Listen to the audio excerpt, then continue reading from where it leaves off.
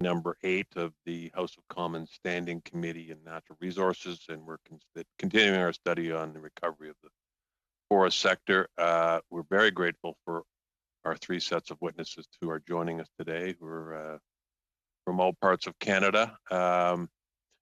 We have from the Ministry of Forest, Lands, Natural Resources, Operations and Rural Development of British Columbia, Diane Nichols, who's the Assistant Deputy Minister. From the Government of Alberta, Minister Devin Dreeshen, and from the Ontario Minister of Natural Resources, we have Minister John Yakubuski, Monique Rolfe, Bondem Bowman Clark, and Sean McGuire. So listen, thank you all very much for joining us today.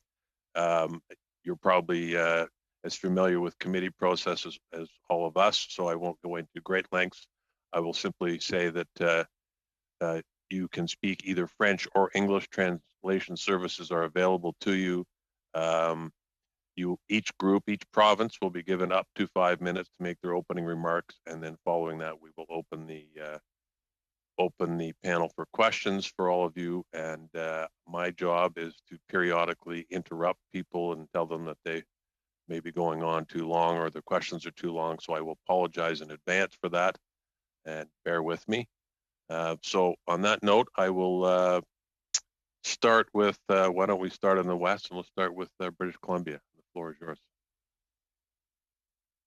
Good morning, everyone, and thank you for inviting me to present to you today on factors that can contribute to the economic recovery of the forest sector in Canada.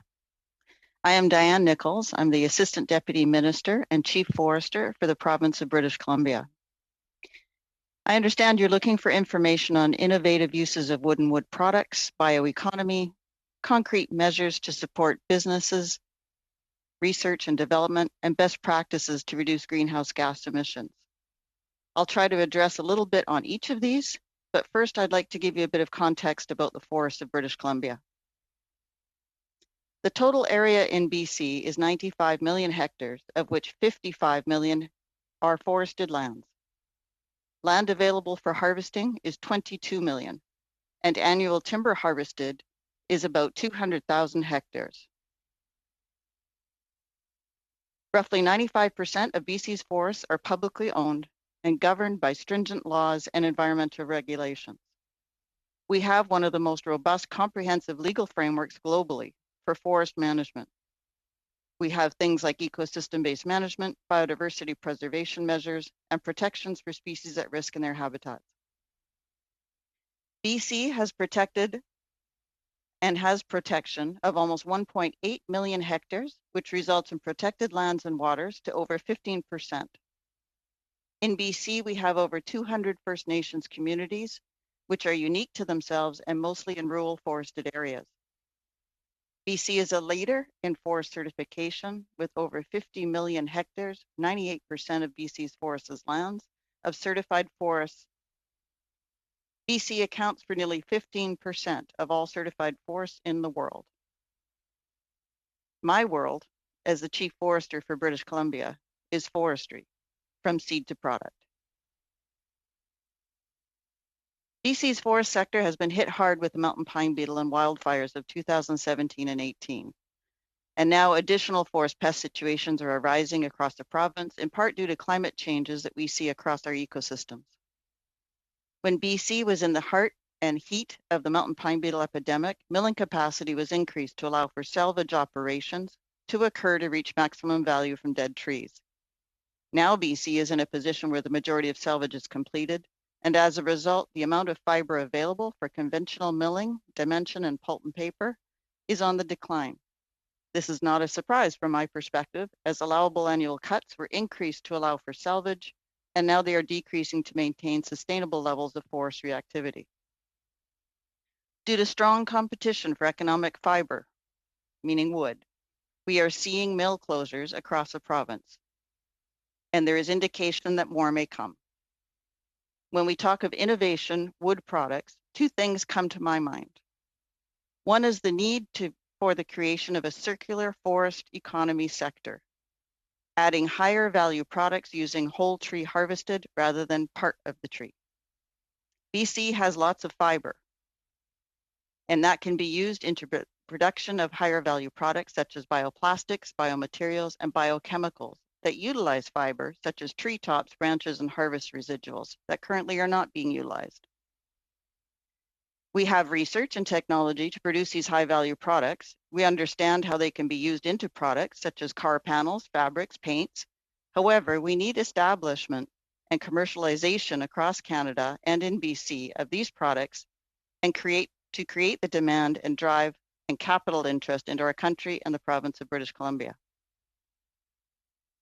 There are additional added value products such as mass timber, acoustic boards, concrete biofilaments that if used in building structures can add the amount of biomass, wood used in our buildings, and that's beneficial. And we need policies to support additional use of wood in all forms into our building structures. Studies have shown that these innovative uses of wood produce a good economic value, a good social value, greener products, and high-paying jobs per cubic meters. And we're just completing the work that shows us what the assessment of the greenhouse gas emission values of these new products are. As Chief Forester of BC, I am all about using the right fiber to the right product. BC needs conventional dimensional products, but we also need to be using the whole tree harvested to the best value for the public. To become center in the world stage in the bioeconomy, we need to move the dial quickly and light up the runway to showcase options across Canada of the bioeconomy opportunities.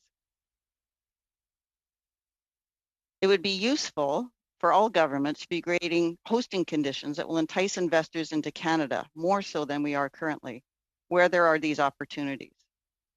So what can we do to move the dial and move us into the bioeconomy, which in my mind is key to the economic recovery of the forest sector as one of the factors? Obviously, continue working on the softwood lumber agreement, which impacts our foundational forest products sector and manufacturing. Ensure building codes to allow for wood structures over and above what we currently have today, to include establishing use for bio-based insulation, acoustic boards, plastics, as well as finishing products and mass timber construction. Establish demand by the markets for greener-based solutions for their products. Focus innovation supports into green bio products that support hard-hit forest-dependent communities, including First Nations communities, by creation of jobs and innovation in the biomass products. Continue supporting research and development so that Canada can become a leader in the bioeconomy innovations, and develop a cross-Canada approach for commercialization of new product production that will attract entrants and support the creation of the circular forest economy sector. $2 billion tree program following the Low Carbon Economy Leadership Fund, where BC has the Forest Carbon Initiative, is a welcome program for over the next 10 years. A tree is the best carbon sequestration machine out there, but it's not the only one. Other forest management practices also enable greater sequestration, such as fertilization for faster growth, increased utilization of each tree harvested, and tree improvement activities that allow for development of climate-based seed and tree regulations that establish climatically adapted trees for better growth and health going into the future. No matter what age, trees sequester carbon, just at differing rates. Biodiversity of species for wildfire mitigation is also a best practice. BC is working on ensuring there is a mosaic of forests across our lands that enable forest resilience to natural disturbances and emulates balance for all ecosystem values. Long-lived wood product support as sequestration continues in the life cycle of products. And that leads me back to the creation of circular economy for the forest sector from seed to product through innovation and commercialization. Thank you. Thank you very much, Ms. Nichols. Okay, Minister Dreeshen, you're next. Great, can you hear me? You hear me? Can. Yep. Thank you very much for the invitation to speak here today. And obviously, as everyone in the room knows, it's been a very difficult year economically for not just the forestry sector, but for a lot of industries here across Canada. But forestry is our third largest resource sector in Alberta, and it's very key to our economic recovery. And during the early days of COVID-19, we actually deferred timber dues for 6 months to ensure that forestry companies were able to operate and retain their staff. And we also delivered the Forest Jobs Action Plan in the spring to support Alberta's forest sector by increasing the annual allowable cut by 33%. And that was to ensure the fiber supply for our industry, ensuring secure jobs and investment at a very uncertain time. And we also delivered on 5 initial key actions to increase up to 13% of that 33% of our annual allowable cut. Now, this will ensure that a more expedient return of wildfire burnt areas to productive forests, which we especially got hit in 2019, where almost 2 million acres burnt here in Alberta. But we also awarded currently unallocated portions and approved annual allowable cuts through an open and competitive process. We also explored the enhanced use of harvest waste and residual wood fiber. We also increased the use of superior natural occurring seedlings for long-term health of our forests. And we also worked with companies to ensure the best use of allocated timber in their forest management plans. Now, Alberta is already we like to think, the most competitive jurisdiction in Canada, but we think that we can do more. And we're continuing to pursue new trading partnerships in Asia, as well as exploring the growth potential of value-added wood products to make sure that secondary wood products is something that we can actually develop here in Alberta. As well as, in addition to these actions, the new Growing Alberta's Forest Sector Amendment Act 2020, which we just passed in the Alberta legislature, will modernize the existing Forest Act, which hasn't been updated since 1971. And that will ultimately meet the current reality of Alberta's forest sector. Now, the amendments to this act do demonstrate the government's commitment to the forestry industry and support Alberta's position as a top jurisdiction for forestry companies to do business, while still maintaining our sustainable forest management system and strong regulatory role we have as a province. Now, the first change in the Act enhanced the transparency of timber dues to support the competitiveness of Alberta's forestry sector. And this will strengthen the province softwood lumber case by increasing transparency around how dues are actually calculated. And the second change in the Act is encouraging fiber access and the timber quota system, which this will support the long-term timber supply and also reduce the regulatory burden on our forestry sector by phasing out timber licenses, updating the cut control period from 5 years to 10 years, and also by adding a preamble to the Act that clarifies the actual intent of the legislation. Now, the third change involves cutting unnecessary red tape for long-term forest tenure and supporting a more streamlined regulatory framework. Now, this includes the enabling of future development of forest management agreement tenure regulation, and increasing the responsiveness of operational forms. And together, these amendments will help bolster the competitiveness of our forest sector here in Alberta. Now, forestry is one of Alberta's foundational industries, and we are all well positioned to meet the growing global demand for our forest products. We had an initiative called the Champions of Forest in Alberta, where we were proud to share our science-based sustainable management practices in order to improve consumer confidence and foster an environment for increased investment, thereby ensuring the long-term health and resiliency of this renewable industry.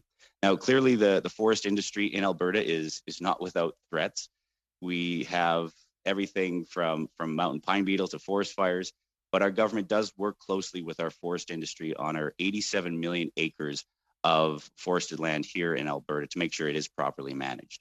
And the industry partnered with government actually planted more than 100 million trees this year.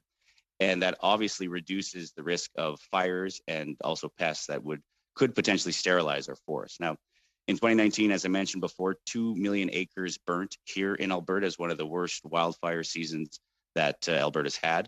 It released about 130 megatons of CO2 equivalents here in the province. And with that is something that we obviously want to make sure that we have proper forest management practices that can go out in areas that are susceptible to forest fires to make sure that we can actually go there, harvest, and replant a healthy, new, fresh, young forest.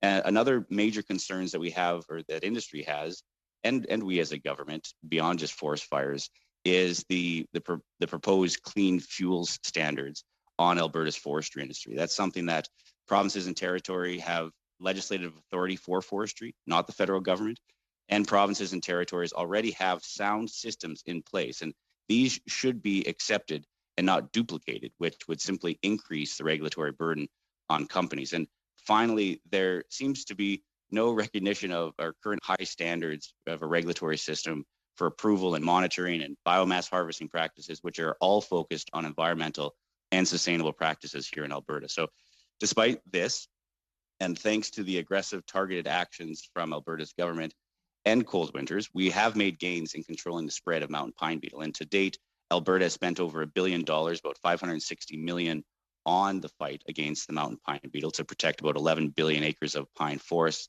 So we spend about 30 million a year every year fighting these beetles to keep them within our border. We actually get $1 million a year from the province of Saskatchewan to make sure that we actually contain the pest here and it doesn't move eastward.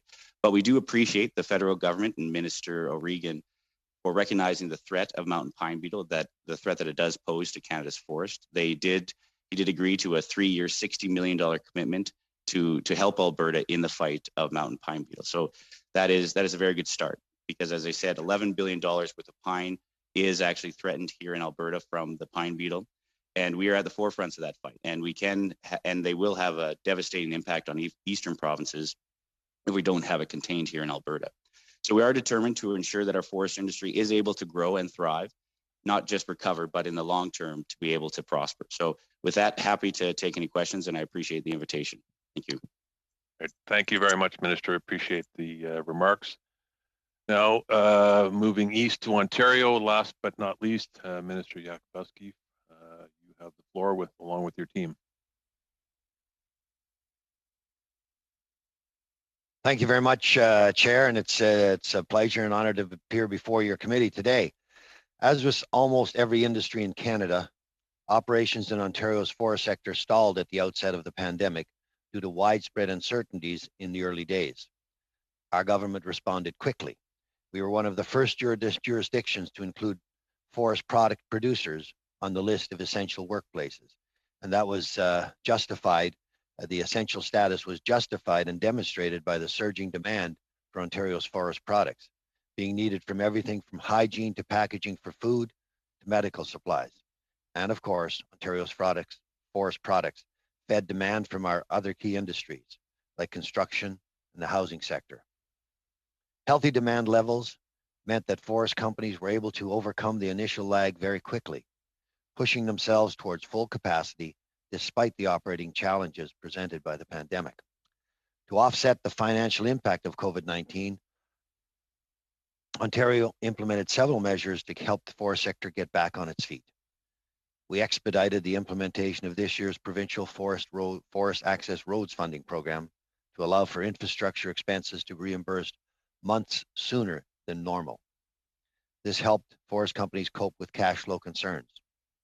We announced a 6-month deferral of Crown stumpage fees for the very same reason.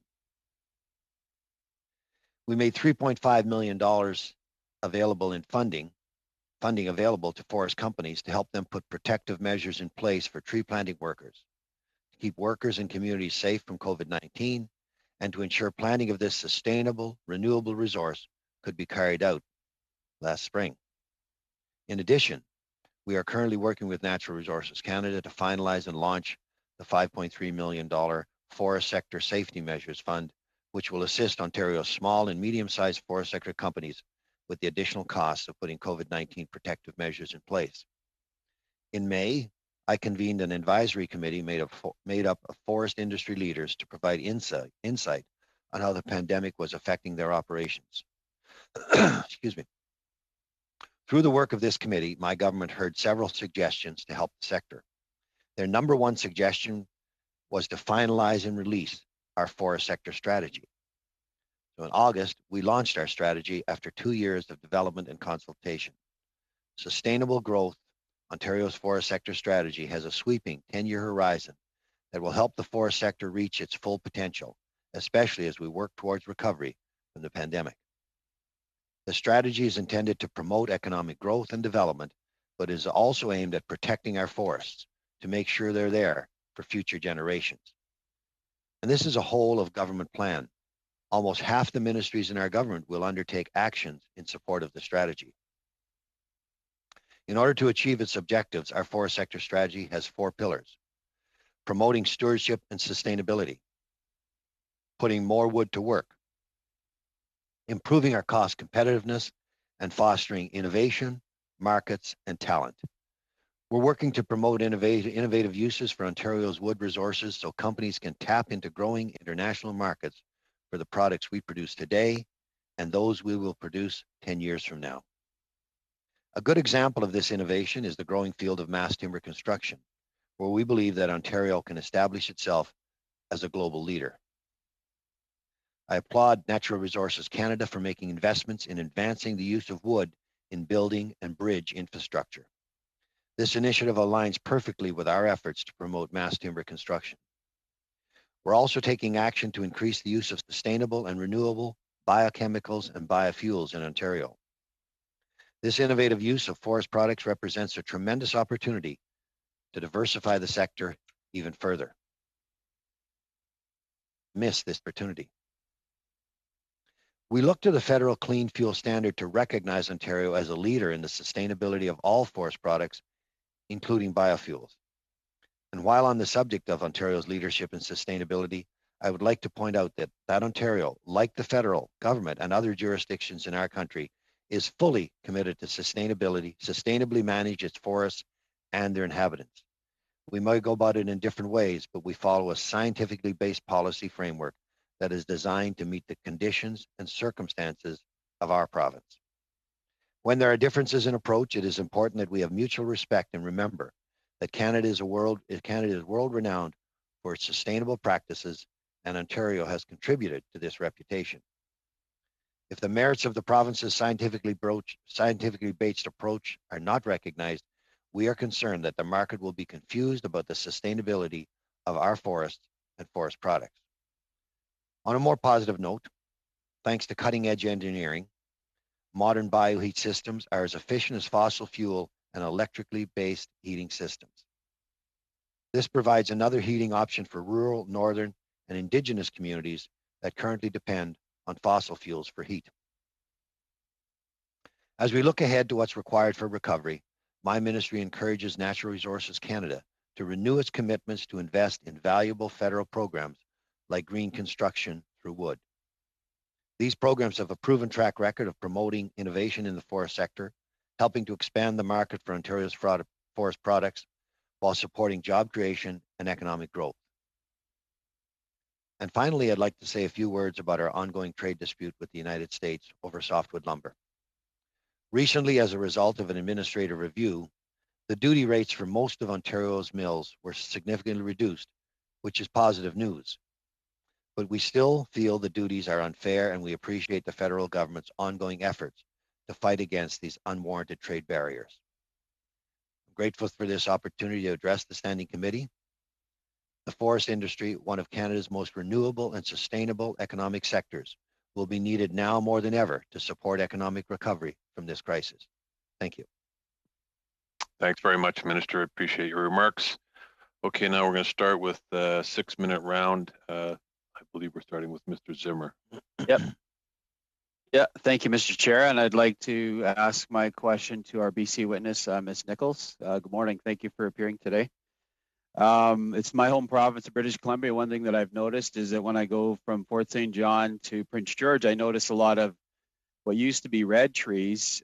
We still see a lot of those, like you were talking about, that kind of the pine beetle kill, as I call them. They're not all down, but at least it's been taken down to a certain extent. But what I'm seeing now is a whole bunch of what I call yellow tree or yellow wood, which is the spruce beetle kill. And it's I used to think it was deciduous trees when I was driving by, but it isn't. It's our spruce kill. And I just wanted to know if you had a number about what that's impacted our province wide. You said we've dealt with the pine beetle. What are we doing about the spruce beetle in BC, and what can the federal government do to help that? Yeah, thank you for the question. You are correct. We have an infestation of spruce beetle, and as I alluded to in my opening remarks, partly because of the climate changes that we're seeing and the changes to our ecosystems. And it's similar to what we saw with the mountain pine beetle with regards to epidemic populations increasing. Right. So Do you see any, like, what I'm missing, I guess, is I've seen this province-wide before. We've had provincial programs where get the wood down, get it used so it's not just used for, for fuel essentially, but it's used for higher value products. Are you seeing similar programs for this wood yet? Yeah, so we've been working with industry extensively over the last probably 6 years when the epidemic started with the spruce beetle. The difference between the spruce beetle and mountain pine beetle is mountain pine beetle typically are, when you're looking at pine stands, it's all pine. And that's just the nature of the ecosystem and how the species progresses.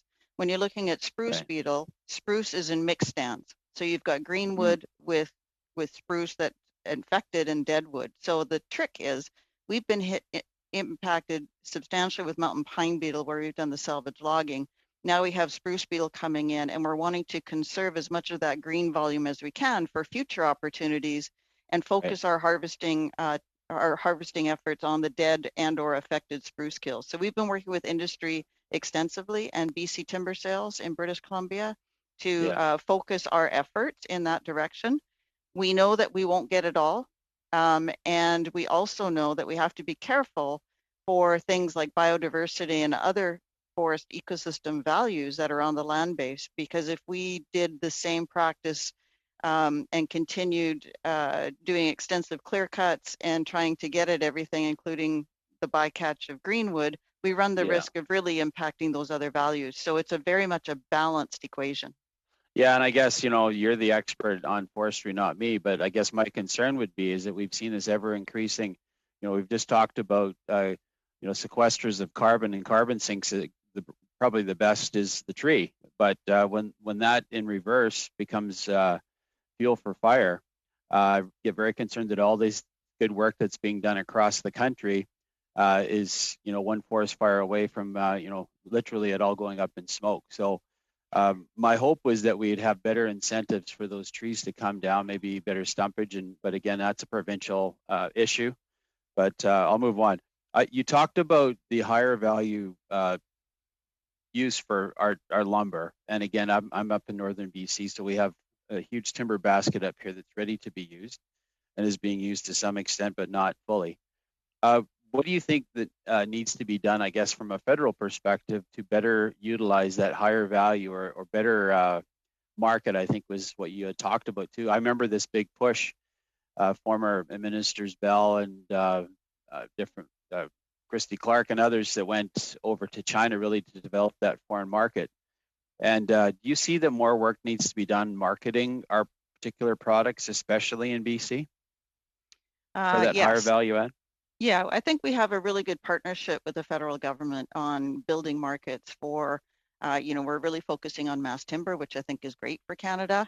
However, when you think of the majority of the products of mass timber, it's based on a 2x4 or dimensional lumber or raw material. And when you're looking at the fiber basket in British Columbia, we do have some of that, and that will continue as a foundation in British Columbia. But we also have an untapped area of fiber that is not currently being used and could be used. So, in my opening comments, my suggestion with the federal government is to really work with the provinces on figuring out the right policies, incentives, opportunities that will attract new entrants to create and commercialize some of these new products that we know is out there. We know it works. We know Scandinavia is doing some of this work.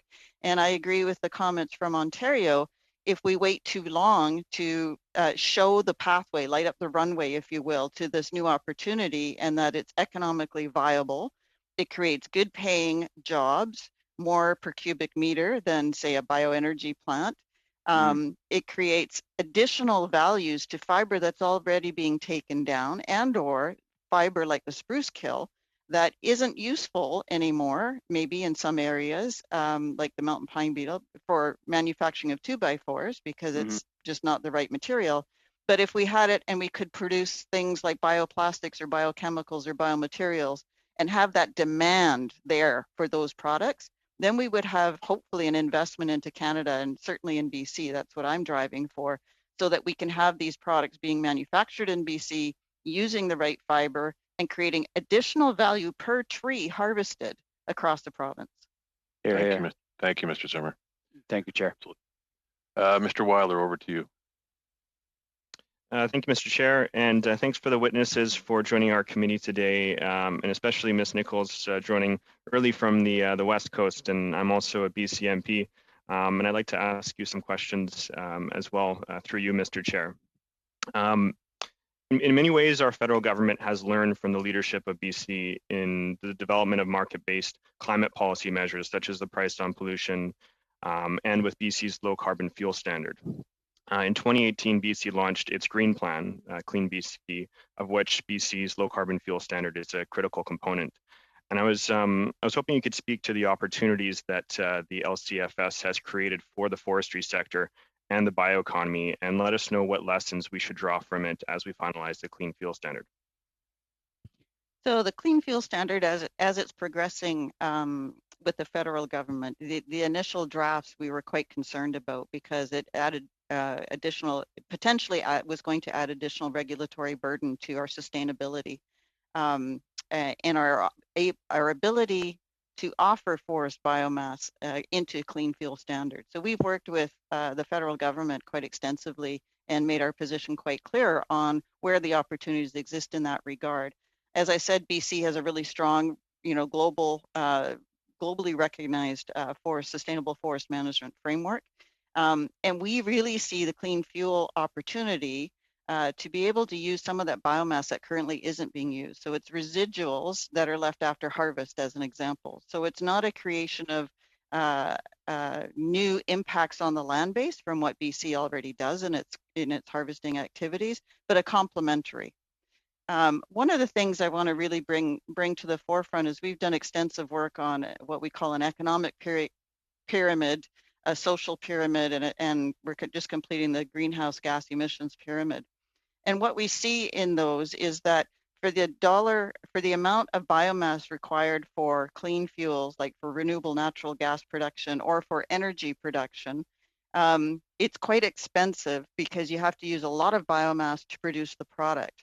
Whereas when you look at the new up and coming products like biomaterials, bioplastics, biochemicals, you need less biomass for a higher value product.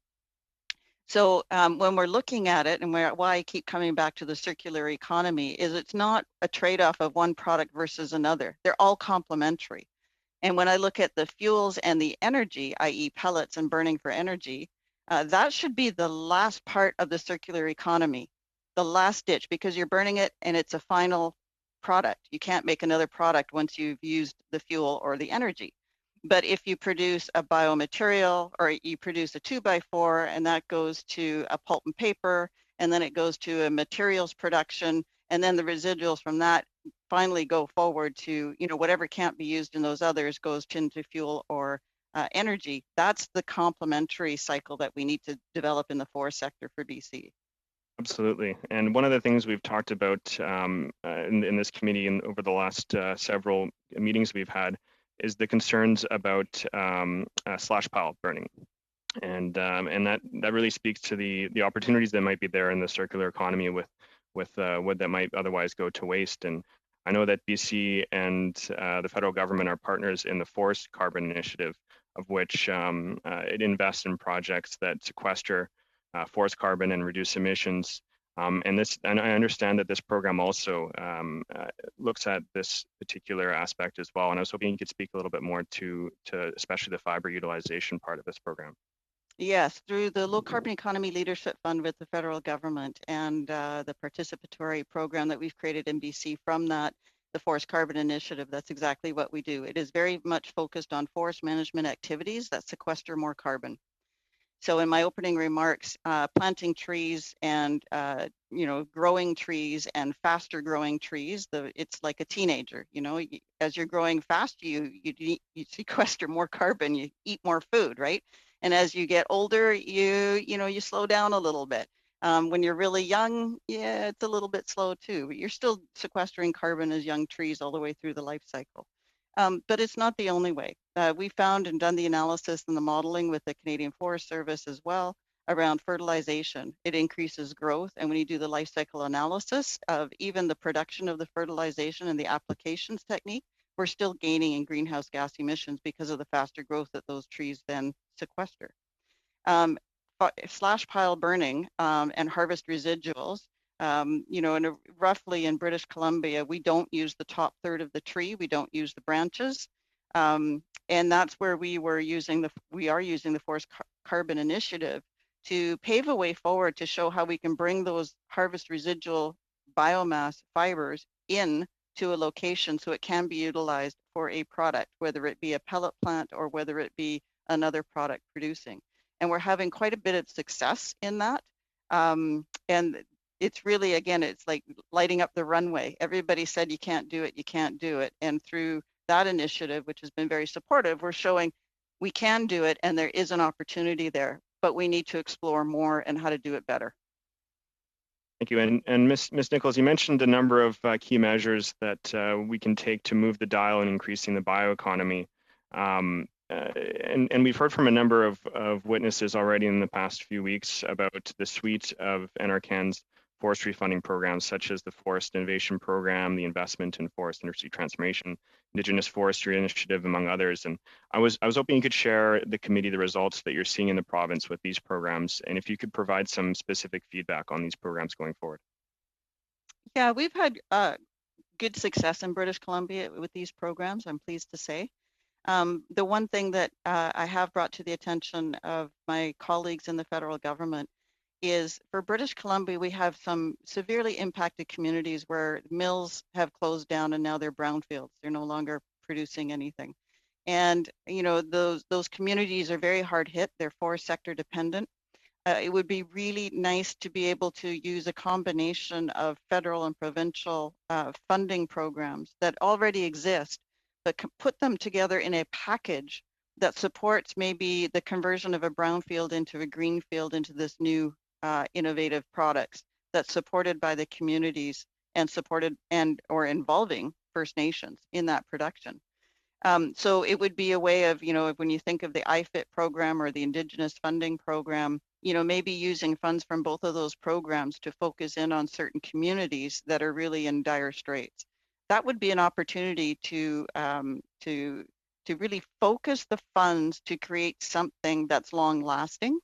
I'm not saying the funds aren't being used for things that are long lasting now, but they're proponent driven, and it's not necessarily a comprehensive proposals all the time because it's certain entities are looking out for what they're trying to do.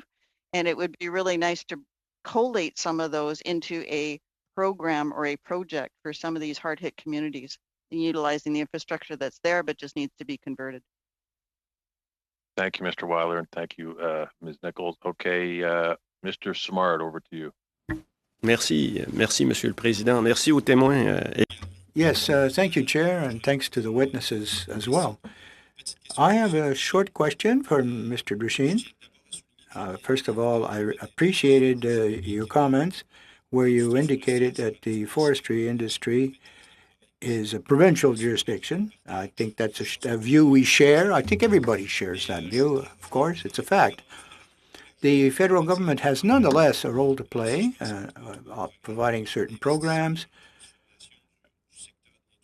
The IFIT program in particular, the transformation of the forestry sector.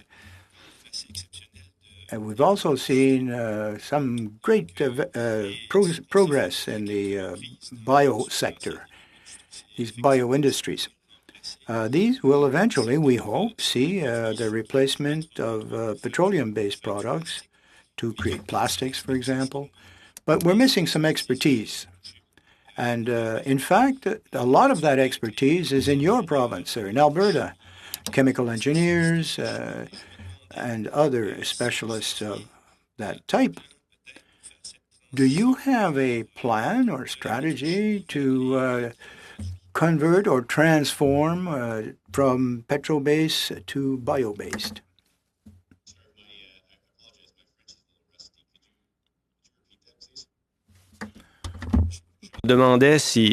I was asking if in Alberta you have a plan or a strategy to transit, because you have a lot of experience, technical specialists, etc., chemical guys, to go from petrochemicals to biosourced chemicals based on lignite, on cellulose, on forest products.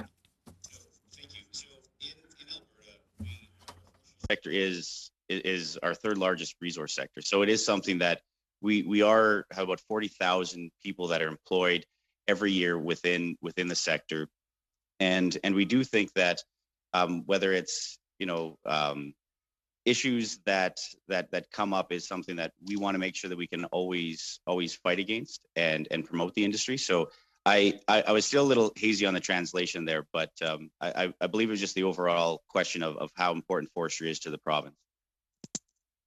The translation actually isn't coming through on my feed, so I was going off of my very rusty French. I apologize. Il n'y a pas de souci. Vous vivez ce qu'un francophone vit constamment. Well, you see, that's exactly how it is for most francophones. My next question is from Ms. Nichols. Having discussed with a lot of the stakeholders in the industry, it is said that in British Columbia, you have expressed this quite clearly, towards a value-added approach. Mostly, they are basic commodities in BC, I believe. There's a program that does develop market development, market access, and BC is still a province that obtains approximately 80% of the envelope of this program. But there's no program that is specifically set up to deal with value added. Should we modify that program in order to include this aspect, value added? Question. I'm getting some feedback. Hopefully it's working okay for your part. So yeah, I would suggest kind of a different approach in the sense that BC very much benefits from the program that you infer, and it is around commodity dimensional kind of products, and certainly mass timber, which is very important to the province of British Columbia and others across Canada. We need that support ongoing. But I would also suggest that to move the dial across Canada and certainly in British Columbia into some of these new products, we need to really create the demand and the awareness that those products are there, that they are greener products, that they're better for greenhouse gas emissions than petroleum products. And I know that's difficult sometimes because you're trading one industry from the other. But I think it's really about the health of the planet and the opportunities that exist. So yes, I would say that it would be lovely to have a program that creates those markets and brings the demand for these new products just as much as we need the continued support for the conventional products that we produce. Pour faire suite à ce que vous venez de... Now, to follow up on what you just said, if we had standards in the government contracts for a carbon footprint, as many European countries do, maybe then it would be easier for us to market new products. I don't know if you would be okay with having a carbon footprint element in the government's contracts.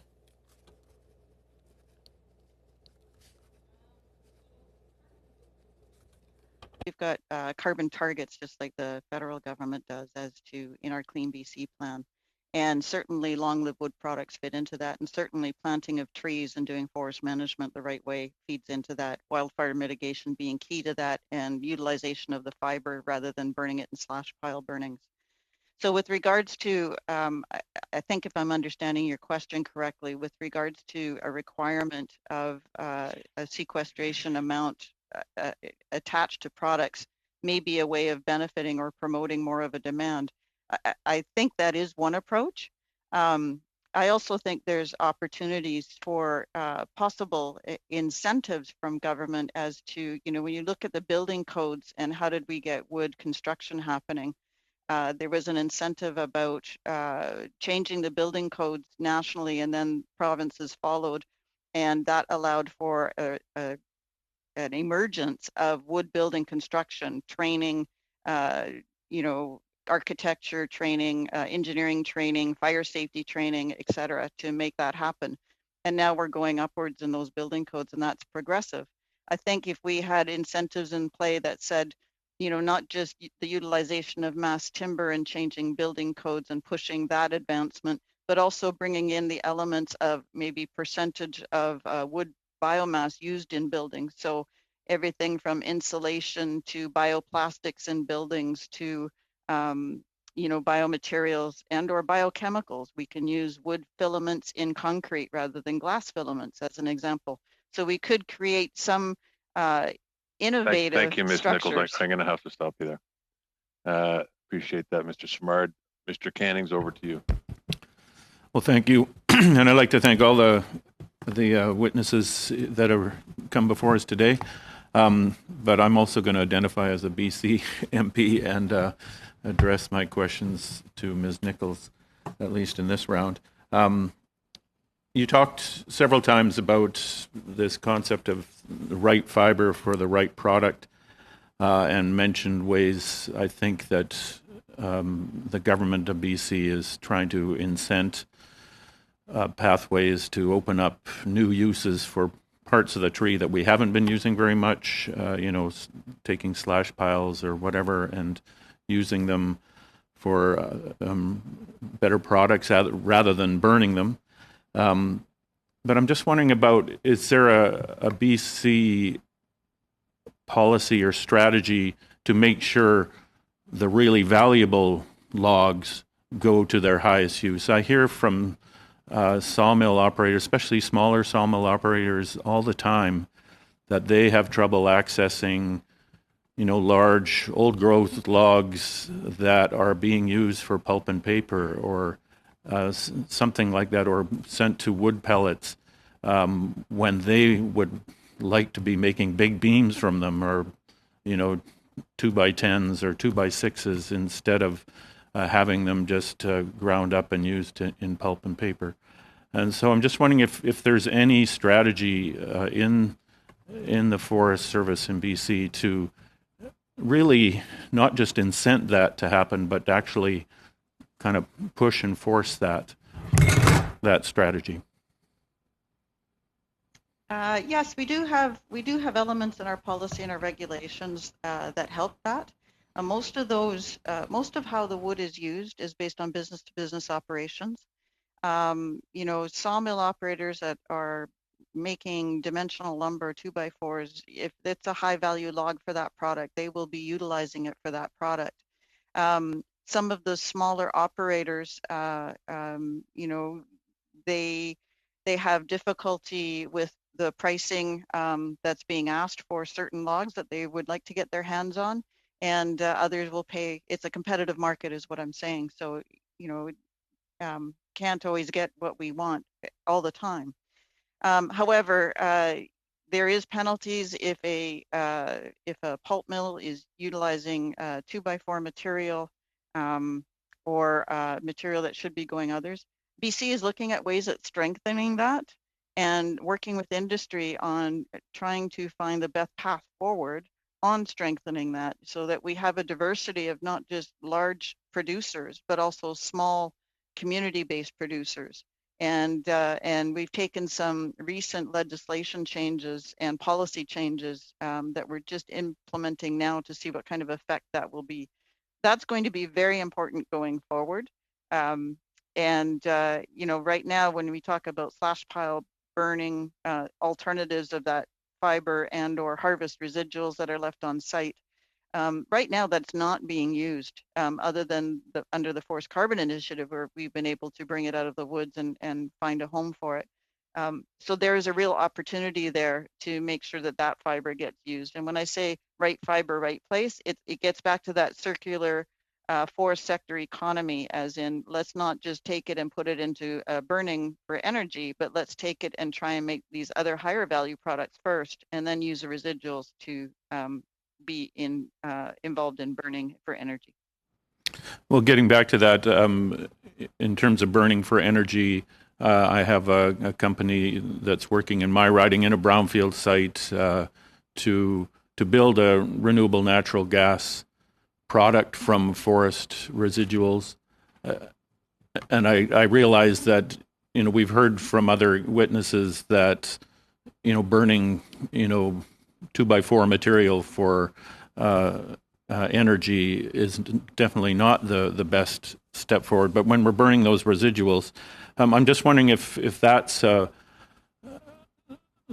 trend that you see happening across the province. As I say, I have this one company who have plans for 3 of these sites in my riding alone.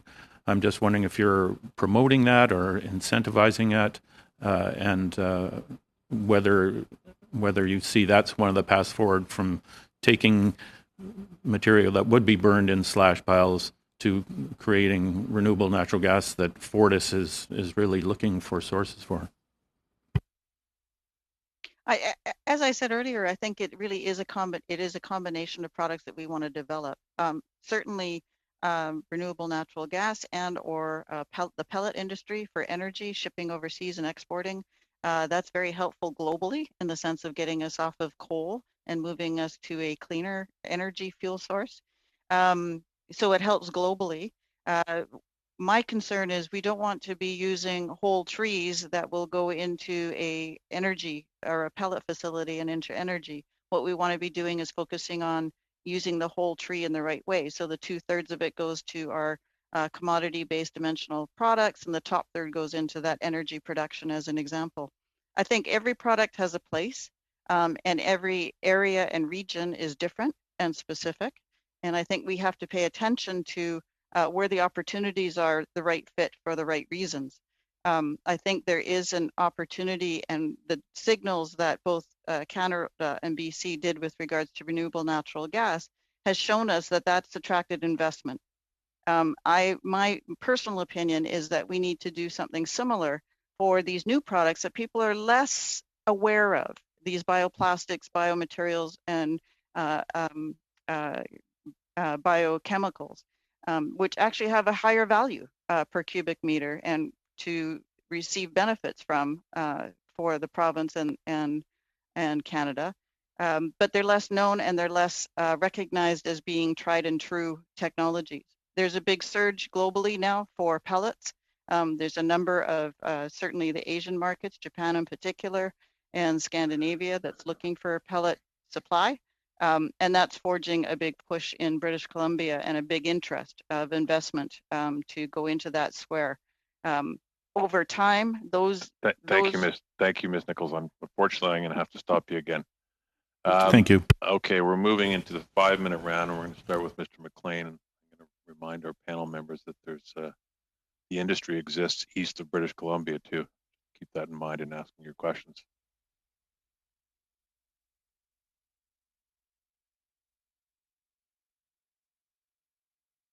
I think you're still on mute, Mr. McLean. It doesn't show that you're on mute, but we can't hear you. No. Maybe unplug and plug back in. No, there you go. Oh no, that was Manny. Sorry. How are we now? There we go. There's this little button down here that sometimes I guess I push against or something, but mutes me anyways. I'll get back. Thank you, ministers, and thank you, officials, for coming in today and sharing some of your information with us. Very interesting. I'm going to start with Minister Dreeshen. Minister, you talked about competitiveness in the industry in Alberta and how it is a driving force in the expansion of the industry. And congratulations on the industry's role in the economy growing at this stage, especially. Can you tell us how the carbon fuel standard might affect that competitive nature vis-a-vis our competitors in the United States? Sure. Well, thank you very much. And the clean fuel standard is something. Sorry, the clean fuel standard is something that our industry has had concern here in Alberta. Originally, burnt wood not being allowed as feedstock was something that concerned them. There seems to be some positive moves on that, which is good from a smaller scale level. But one of the biggest issues that our industry has, as well as our government, is the duplication that it has for our regulation. To have the clean fuel standards create a new framework for environmental and biodiversity standards is something that we don't think that there is a need to have two sets of regulations that ultimately do the same thing. So I'd be happy to table to this committee our sustainable management framework that we have in Alberta that does everything that we've heard the clean fuel standards would like to do. And I just don't see how that's prudent regulation or decision-making process to just have another level of government duplicate a regulatory framework or regulations that the provincial governments, A, have the authority to do, and B, are already doing. Thank you, Minister. Could I have pose the same question to Minister Yakubuski if he's available as well, please?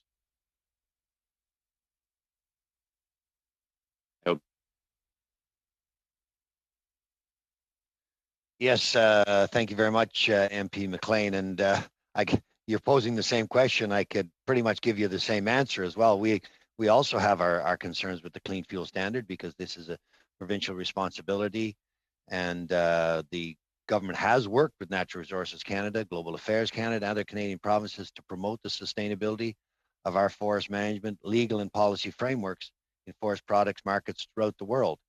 And we're concerned that a duplicative system from the federal government would only serve to confuse international investors and raise doubts about whether or not that our industries are supported and supportive, and whether or not so we're asking why it's necessary for the Canadian government to add additional requirements in order to ensure sustainability. We're convinced the most sustainable industries out there, and we're very proud of the way that we conduct them here in the province of Ontario. So a clean fuel standard that is the purview of the provinces. We believe that the federal government should be supportive of ours and not actually duplicating it by imposing their own. Okay, well, thank you very much. Ms. Nichols, can I ask you a question? You talked about more jobs are more efficient than biofuels. And I wanted to explore that a little more about the biofuels versus the wood fuels industry. I'm presuming you mean biofuels from wood versus biofuels from grains. And Yes. There's more jobs. Is it more economically viable to get biofuels from wood than it is from feed grains? No. No, we've done some work with our economists and the Canadian Forest Service economists as well. And, when you look at the amount of renewable natural gas that's being produced globally, most of the feedstock is things like corn and whatnot. And it's much more efficient and effective and cheaper economically. And so when you're looking at the best use of fiber and wood biomass, it may not be in the fuel realm. It may be in some of these other realms where the structural components of wood are very helpful versus the structure that corn that we can't compete with. Yeah. Okay. Can I ask you, and I probably have time for one quick question here. When you talk about, forest management includes residues in the forest floor, and of course, forest management means limiting forest fires. And yet the two seem to kind of overlap. The more you get forest management, the more intense your forest fires. So where's the balance here when you talk about cleaning the forest floor, which is slowly emitting carbon, and taking that forest residue and quickly burning it, so emitting that carbon very quickly, and therefore maintaining the viability of the forest that doesn't burn by, as intensely in an unmanaged forest fire, if you will. Where's the balance here as far as the carbon that stays in the earth to feed the next growth of carbon reducing trees, and the carbon that is swept up and burned or processed quickly? So that's a really complicated question. It would take longer than 2 minutes. And it's going to have to take about 30 seconds. So. It is a balance. What we manage for is a variability of mosaics across the land base, so that we've got that diverse opening, closing, forest management, fire mitigation, and all those practices combined in a balanced effect, so that you've got transition across your landscape. Thank you. Yes, thank you. Thank you, Mr. McLean. Okay, Mr. Lefebvre, over to you for 5 minutes, please. Thank you, Mr. Chair. And as you said, we'll maybe bring the conversation a bit more east and from our friends there from the west there. So, Jakubuski, always a pleasure to see you. A few questions for you. You talked about certainly the supports at the beginning of certainly the COVID pandemic for the forestry industry, and as you also alluded to, the forest industry is pretty much came back after the shutting down of that at the beginning, but there were still supports that we provided to through the provinces. And in your remarks, you alluded to that you had supported the safe restarts or sort of the safety of I think tree planting during the season of around $3 million. I know that the feds had provided around $30 million through the different provinces as well. So I just want to make sure, is that fund, that $3 million that you guys were able to provide, was that with the help of the feds, or was it on a standalone basis from the province?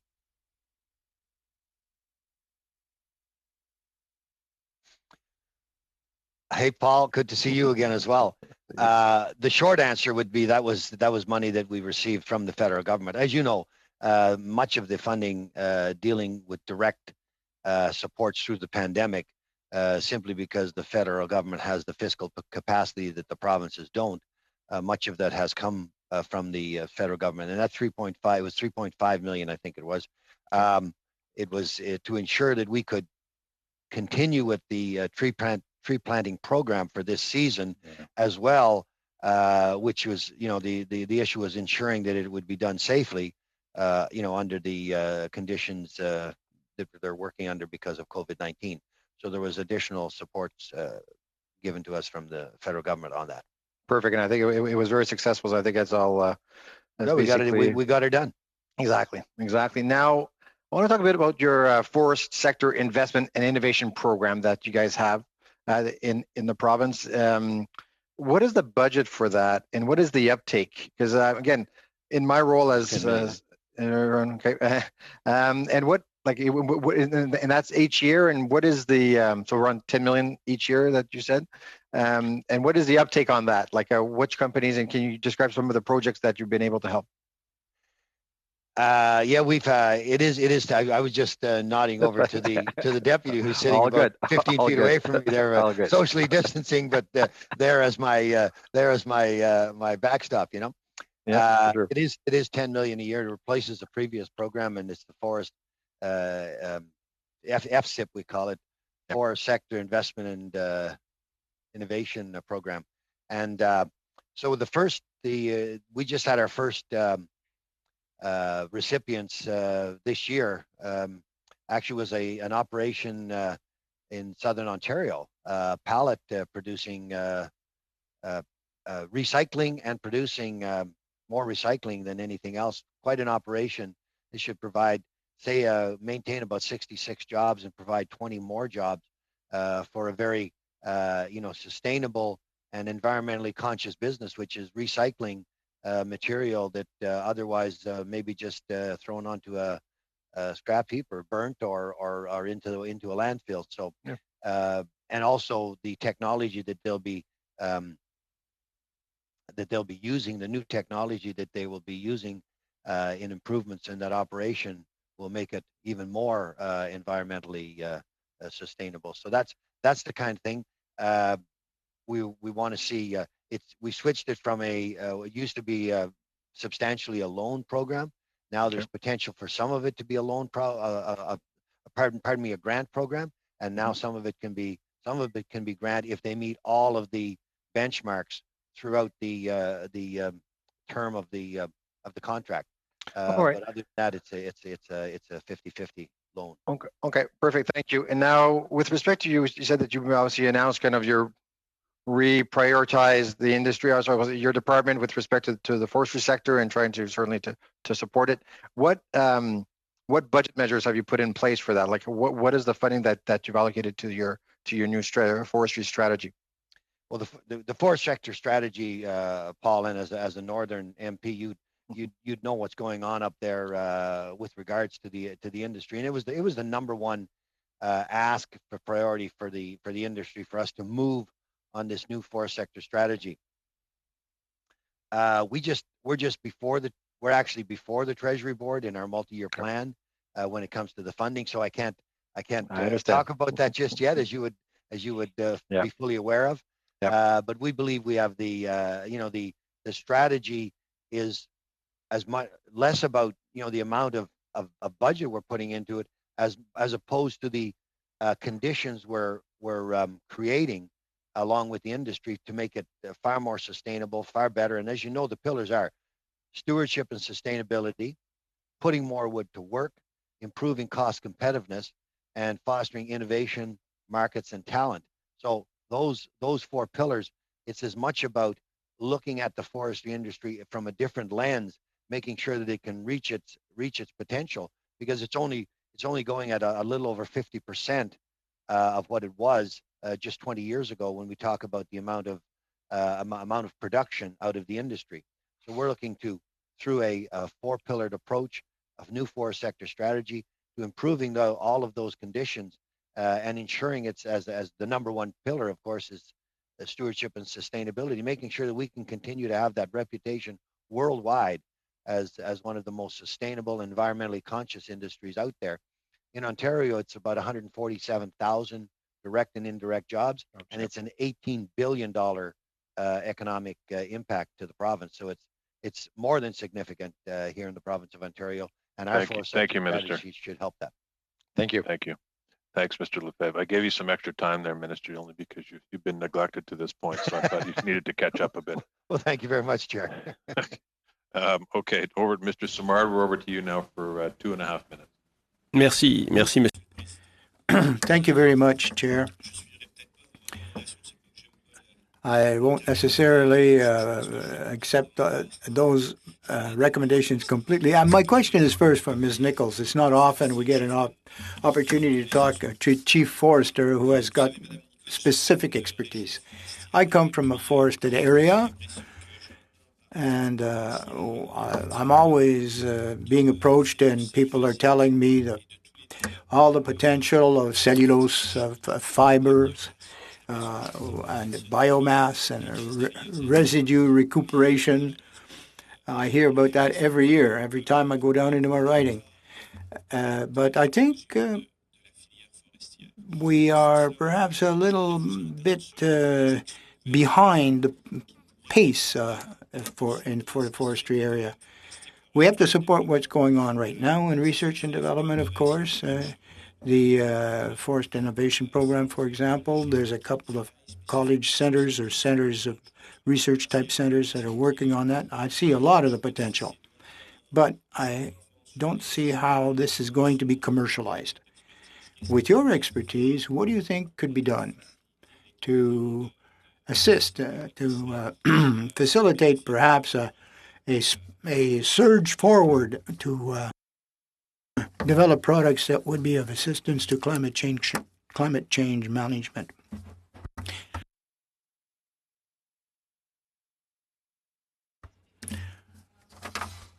Right.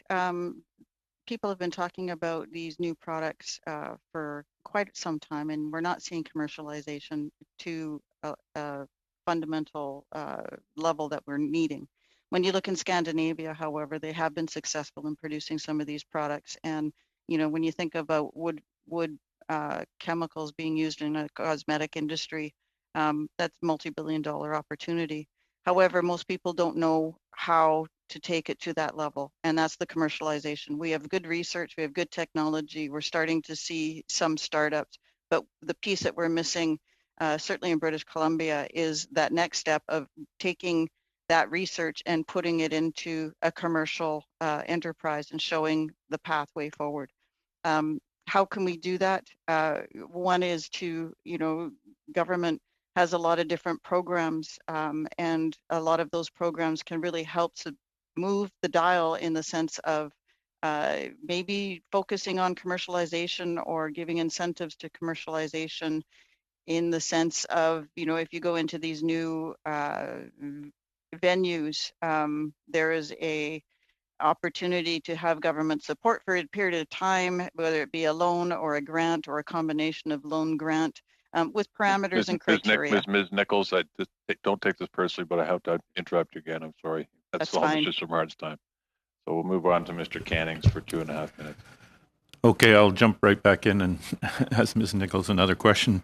And it's, I think, something that I thought you might. Monsieur Samar was touching on in his first intervention, and that is, you know, in British Columbia, we have the Wood First Act. Quebec has their Charte du Bois. I have a private member's bill that died in the Senate in the last Parliament, but is coming back from the Senate, hopefully this time, that tries to incentivize the use of wood in government infrastructure, in government projects, not by demanding that you use wood, but by asking the government to do a greenhouse gas emission footprint analysis of building products before putting out projects for contract. That just says, look at the footprint and then choose the one that best meets those environmental goals. And I'm just wondering, has there been thought to do that in British Columbia? And if not, how is the Wood First Act accomplishing its objectives? Because it's more of, I think, a suggestion rather than a real stick. Yes, at this point, the Wood First Act is a suggestion, as you put it. That's a good way to describe it. However, there is being work done on it to bring some more strength into that act. We don't know what that looks like yet. We've just got a new government in place, of course, so we're looking for those mandate pieces in the direction. But there is a strong will to look at that act and see what more potentially can be done. Okay, and thank you for that. And just very quickly on a totally different topic, you also mentioned biodiversity. I've been hearing concerns from my constituents and others about the use of herbicides in forests, especially in the interior, to promote, you know, conifers at the expense of deciduous trees. And I'm just wondering if you have any government whether the government is pushing back on that and trying to maintain that biodiversity for obvious reasons, but also for fire suppression reasons as well. Yeah, in British Columbia, we've got a biodiversity network system, and we also have practice requirements to maintain biodiversity across the land base, and it's ingrained into our forest management framework.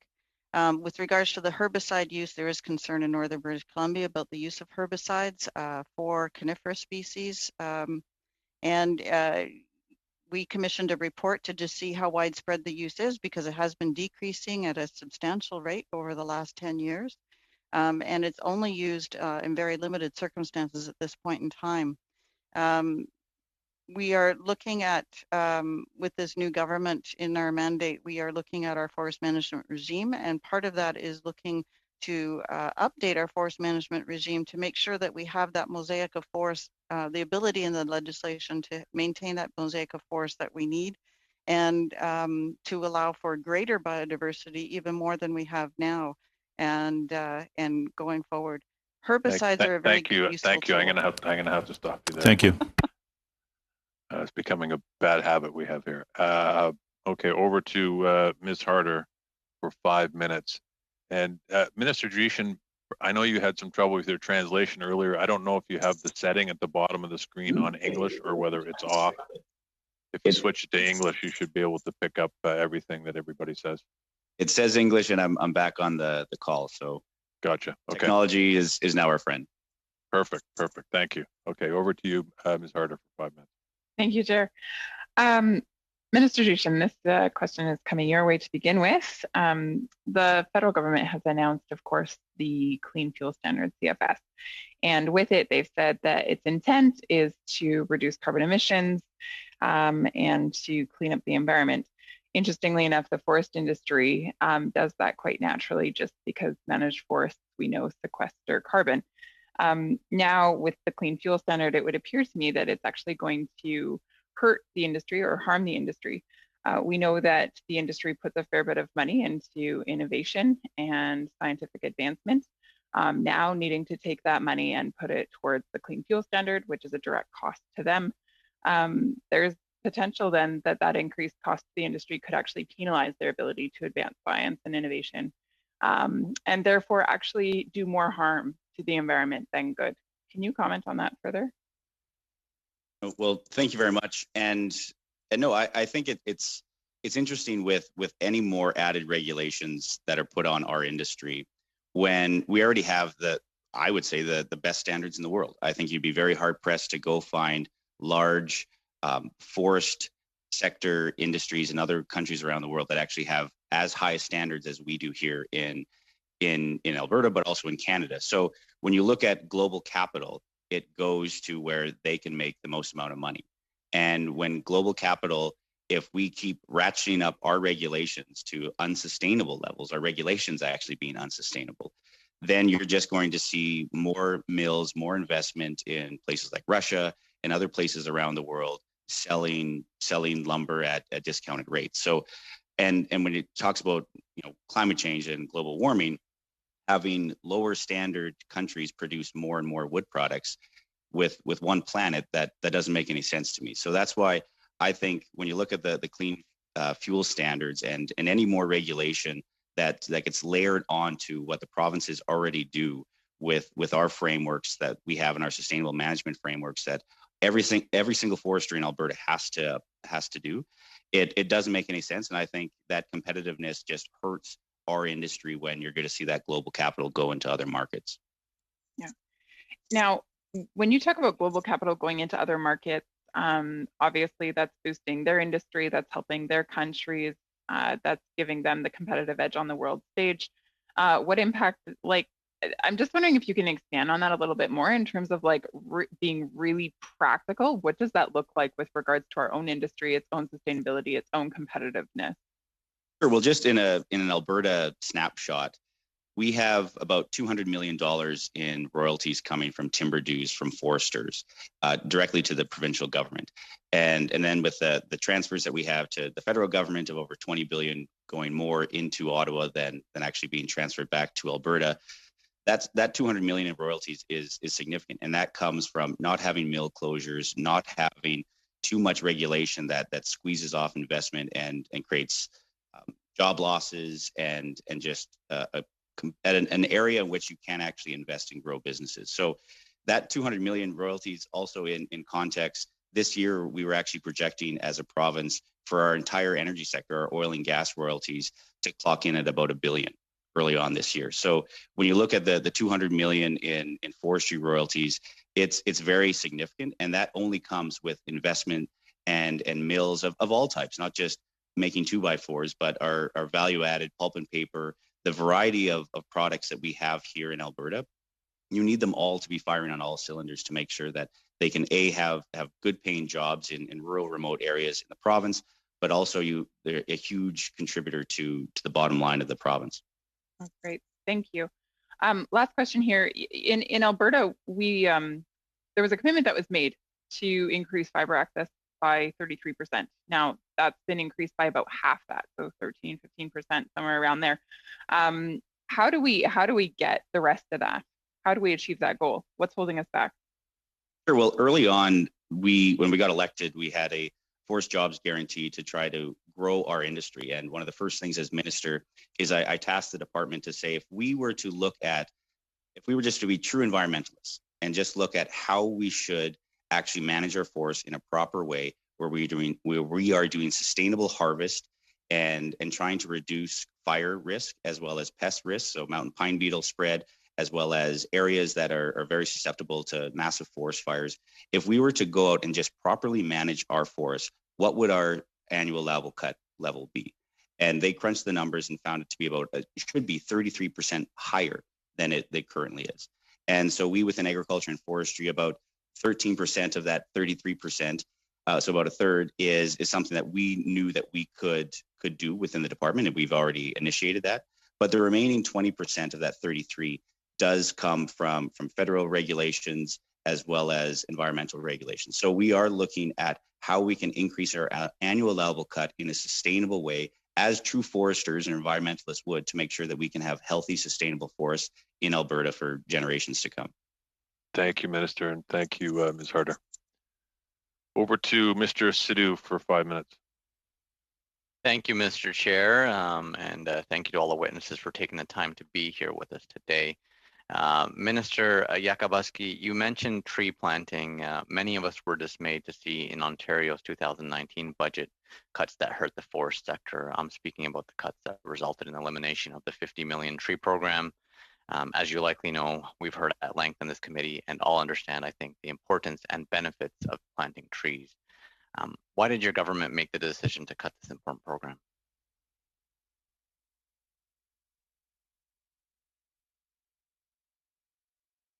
Well, thank you very much for that question, MP Sadhu. And it was a budgetary decision at a time when the budget was extremely tight, but B, the program was not meeting any of its targets with regards to 50 million trees within a prescribed period of time. It had planted less than half of those trees at the time of the 2019 budget. And to put it into perspective, we plant, like in 2018, we planted over 70 million trees as a province through our sector, which in 1 year, so we plant an average of between 68 and 71 million trees a year in the province of Ontario. This program was not fulfilling its intended targets, nor was it, quite frankly, it wasn't doing it in the fiscal framework that we expected.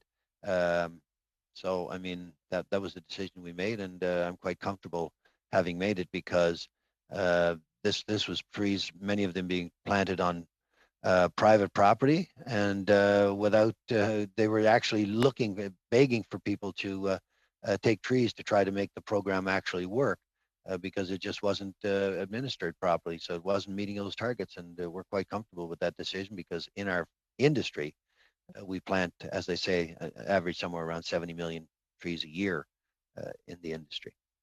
Thank you for that, Minister. You know, definitely tree planting is very important. You know, our federal government stepped up to provide the funding the Ontario provincial government cut to Forest Ontario. This is a program that benefits and partners with conservation groups, with landowners, like you just said, and with Indigenous communities. I've heard from many concerned constituents, and they are worried about further cuts by the province of Ontario.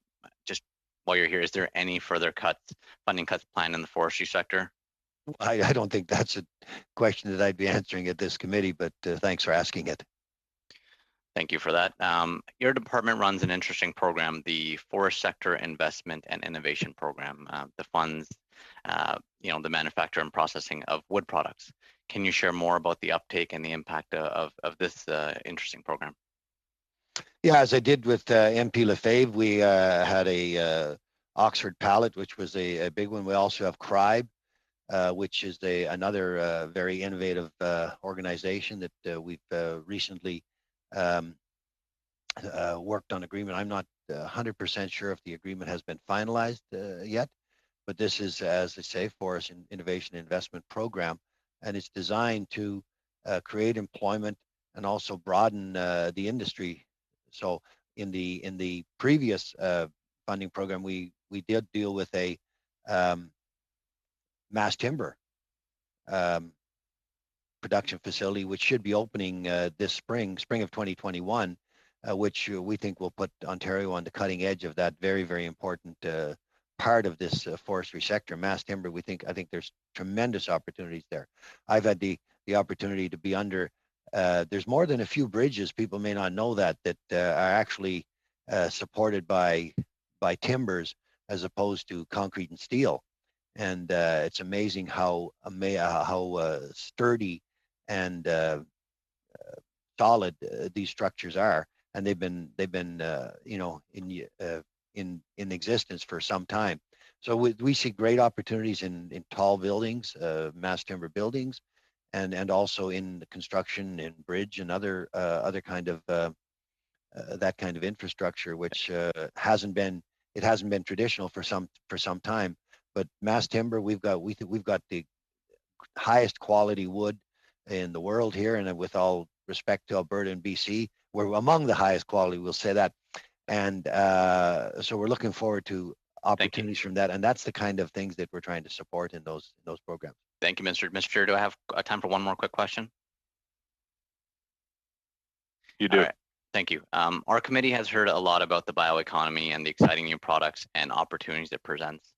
We heard last week from Green Nanotechnologies, who NRCan funded a very similar program to yours that is creating automotive parts from wood fiber. Would this be a program that you would consider expanding in the future, so there are more types of these products? We're already there in our industry, and then part of our forest sector strategy, putting more wood to work and investing in innovation, markets, and talents speaks to exactly that. The uses of wood that can be broadened in so many different ways that we're not currently using, but have opportunities. There's a lot more, wood is used in a lot more things than most people see and understand and recognize, but there are still other opportunities out there. The United Nations has, kind of themselves forecasted that the demand for wood products is going to increase by 30% by 2030. We want to make sure that we're right there here in Ontario and of course in Canada to be able to supply that global demand. Some of it, of course, will be in traditional uses of wood, but much of it will be in non-traditional or ones that innovation has allowed us to fill that need in a marketplace with wood, whereas previously it was used by some other synthetic. So we're looking forward to those opportunities. Thank you, Minister, and thank you, Mr. Sadu. Okay, over to Mr. Patsa for 5 minutes. Thank you very much, Mr. Chair. I'm going to begin with Minister Dreeshen. Your government has been investigating the issue of disinformation campaigns against the Canadian energy sector. Members of the forest industry have told us about a certain stigma against their trade, despite the great care and effort that they take. Some, including Derek Nybor from the Forest Products Association of Canada, have been mentioned or have been mentioning related a similar type of misinformation being used against forestry. So first, could you quickly share with the committee how serious this problem of disinformation is?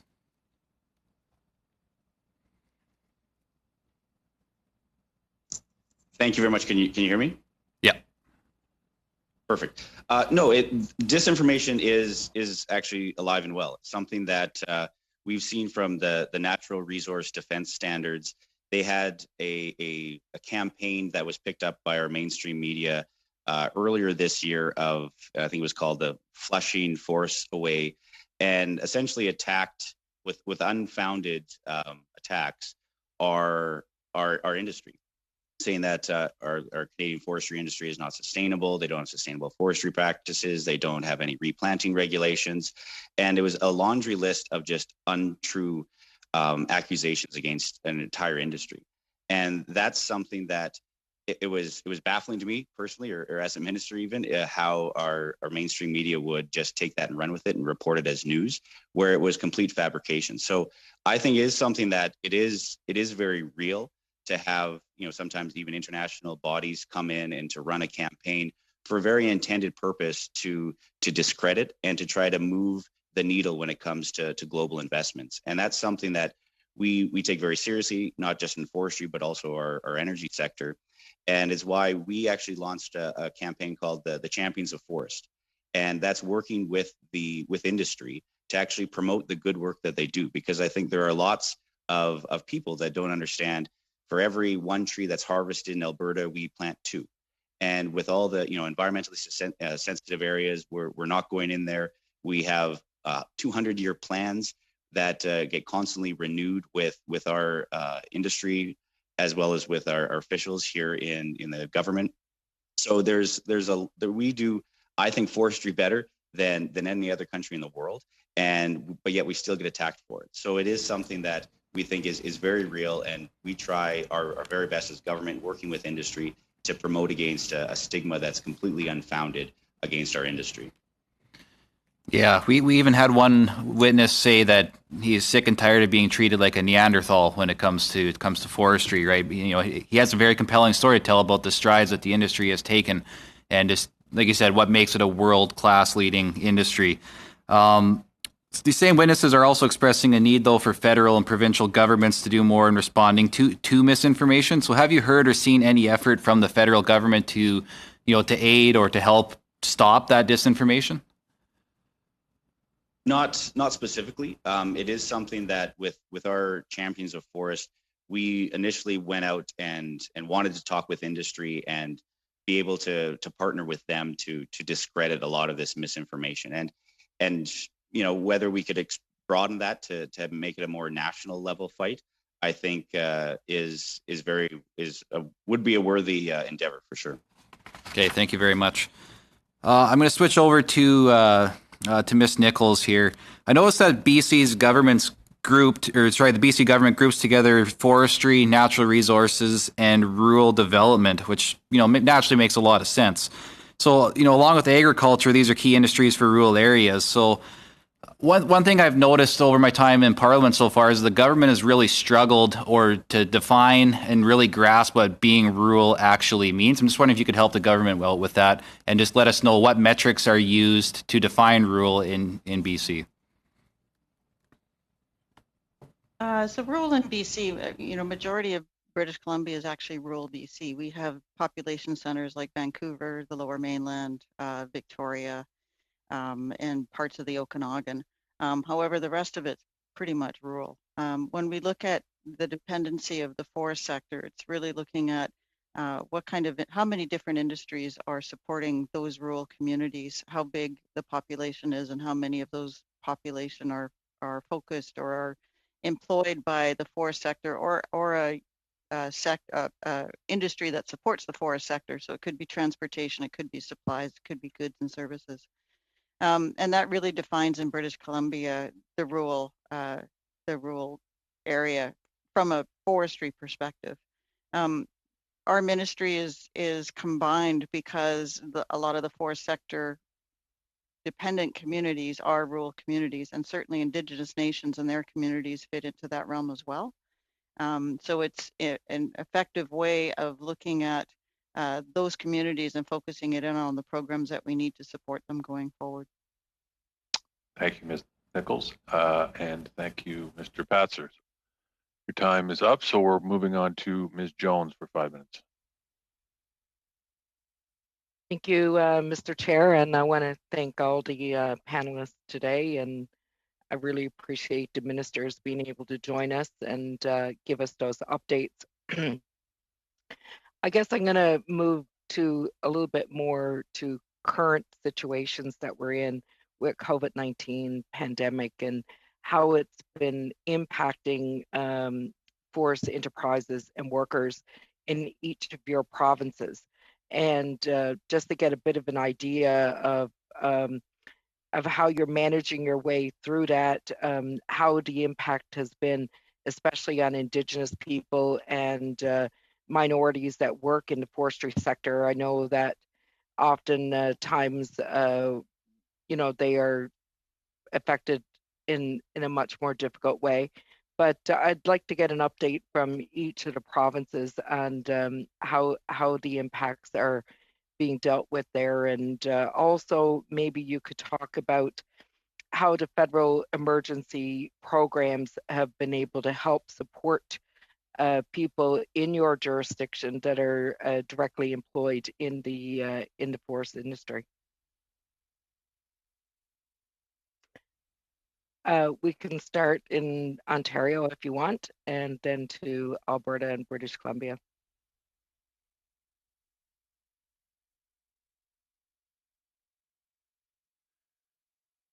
Thank you very much, MP Jones, for the question. Well, in our opening remarks, you would remember that we did talk about some of the early supports for the industry, and clearly they directly affect the people working in that industry. While the supports may have gone to the operators and the companies that operate the businesses, the impacts that they would have certainly been directly onto the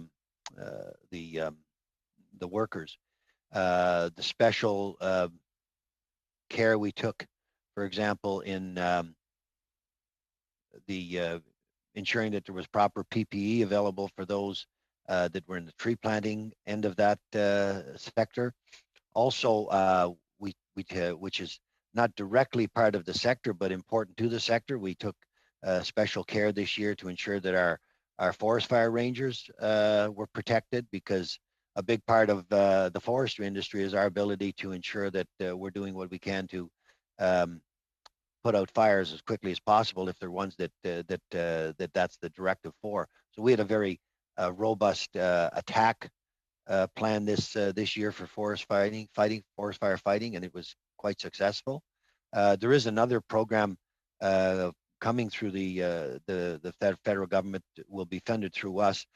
We'll be doing the funding, but it will be funds that will be coming from the federal government for small and medium-sized operators in the forestry sector, specific to the needs of those smaller operations, and that will be something that we'll be looking at as we get into the recovery stage, because we're now, while I mean there are really probably some difficult days ahead in this pandemic, we are now looking and talking and planning for recovery, and we've got to be able to be ensured that we're ready to capitalize on that when that time comes. Thank you. Chair, did you want me to respond next? Yeah, please. Sure, thanks. So when it comes to COVID and our forestry sector in Alberta, production was slowed early on when COVID first hit early in the new year. But once safety standards were in place and new protocols and PPE and physical distancing was done in mills, production ramped right up to full capacity. And there were COVID cases, but there was no shutdowns of mills due to COVID. So that was a positive thing that the industry obviously took very, very important. And if you're in your mill, safety standards are one of the most important thing to make sure that you can keep all your workers safe and they can go home at the end of the day. And when it comes to Indigenous employment, we have about 8% within Alberta that have Indigenous employees. And then when it comes to just as the government of Alberta, our tree planting program, as well as our wildfire efforts, we had 0 cases. And when you look at the camps that we had set up, we had over 800 firefighters lined up this year, that we actually hired an additional 200 going into the season, knowing that we wouldn't be able to rely on our international wildfire fighters like we normally would. And having that 800 standing army, almost, if you want to say it that way, was the largest at the beginning of any fire season in Alberta. And obviously we did it in response to not being able to be as flexible with COVID. But when you looked at the 2019 wildfire numbers in the province, 2 million acres burnt out of our 87 million acres that we have in the province. And that's about 133 megatons. And when you compare that to in 2013, the entire province of Alberta, including all of our industries, including oil and gas, emitted about 267 megatons. So about half of what the province of Alberta actually emits typically in a year came from that terrible wildfire season that we had in 2019. So that's why properly managing forests and reducing the risk of wildfire is so important. And I just like to throw a shout out to our wildfire fighters this year, because in 2020, although it was a cooler year than 2019, but with all the extra wildfire fighters and the work that they did, they put out over 99% of the fires by 10 a.m. the next day, and only 8,000 acres burnt within Alberta. Thank you. Thank you, Ms. Jones. I'm going to have to move on to Mr. Samard. You have 2.5 minutes, sir. Merci. Thanks once again, Chair. I'd like to allow Ms. Nichols, who didn't quite have an opportunity to finish the question. So I was wondering what the issue of commercialization, marketing, and you gave the example of some Scandinavian countries who have been quite successful. So if you'd like to pick up where you left off and answer the question again. Thank you. Okay. So some Scandinavian companies are further ahead of us with regards to looking at the new bioeconomy products. And I think we can learn from them as to how they did the commercialization. Some of it was driven by government policy. Some of it was driven by programmatic supports in an ongoing basis, in the sense of establishment of commercialization and then lessening so as they became successful. And certainly it's working with the demand side, making sure that the demand is strong and that the public is looking for those green-based products, making sure that they're aware that they are a possibility, and therefore they would be coming out and seeking those alternative products that we could then have an investment world for commercialization. Merci, merci. Thank you, thank you. Mr. Canning also asked a question or spoke of efforts made to get a law which would introduce wood. We have a charter for wood product in Quebec, and it's quite difficult to adapt and adopt such legislation. Having had discussions with a lot of the stakeholders in the area, the best solution might be to insert a clause as to carbon footprint with our contracts with the government. Now, but a lot of the companies are multinational. They're American or European based. And it's pretty tough to impose this kind of clause. But would you be in favor of that type of approach? Make it mandatory in every contract? Potentially. Good one. Okay. All right. We're going to have to leave it there. Mr. Canning's over to you. Okay. Back to Ms. Nichols again, as usual. Several people have mentioned the increasing catastrophic fires we've been having. We had a report in 2004 in British Columbia, the Philman report on wildfires and how we should be addressing fire smarting around communities. We also have issues around access to fiber in British Columbia. So I guess two questions. One is, how is British Columbia progressing on meeting the asks of the Philman report in terms of fire smarting communities? And secondly, if you could let us know what the Forest Service is doing about adapting harvest plans so that we have a more resilient forest that is less likely to be hit by catastrophic fires. Thank you. So British Columbia has made substantial progress in Wild Smart program, which is in combination with the federal government and the provincial government in our communities. And there's multiple supporters or providers of that service where we do wildfire mitigation, forest management techniques surrounding the communities, and making sure that we've got that variability happening close to communities. There's obviously always more work that can be done. When we had the wildfire seasons of 17 and 18, they were a combination of climatic effects, just the situation of lightning storms, but also the fuels that were on the land base, which was part of the refuge of the mountain pine beetle epidemic and the dead wood that was on the land base. So cleaning that up is part of that is time and natural regeneration. We're also doing forest management where we go in and we underplant those areas to make sure that we've got some green capacity, which always slows down the fires. And we saw that with the wildfires of 18 and 17, where the plantations actually stopped the fires and they were moved around them. So a number of different techniques we've been using in British Columbia, and progressing and ongoing with regards to wildfire smarting our communities. Perfect. Right on time. Thanks, Mr. Cannings. Thank you. Okay, over to Mr. McLean. You have 5 minutes, sir.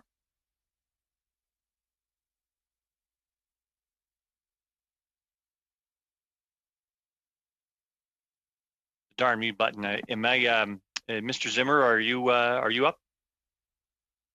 If I can divert my time to Mr. Zimmer, please. Yeah, of course. It's up to you.